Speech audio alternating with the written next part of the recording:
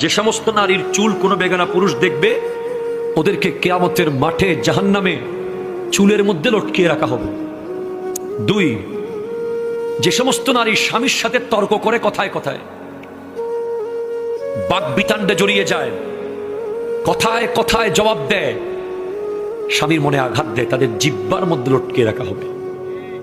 জানিয়ে দেবেন আপনার ওয়াইফকে। আপনাদের সাথে আসতেছি একটু পরে। শুধু মেয়েদের কথা বলে চলে যাওয়ার লোক আমি না, আপনারাও আছেন সামনে। যে সমস্ত নারী পরকীয়া সম্পর্কে লিপ্ত এবং বিয়ের আগে বিবাহ বহির্ভূত প্রেমে লিপ্ত, এই সমস্ত নারীদের বুকের দুধের স্তরের মধ্যে প্যারাক মেরে লটকিয়ে রাখা হবে জাহান্নামে। নাউজুবিল্লাহ। 4, যে সমস্ত নারী উপকার করে খোঁটা দেয়, তাদের শাস্তি হলো তাদের মুখ দিয়ে বিভিন্ন অঙ্গ দিয়ে আগুন বের হবে।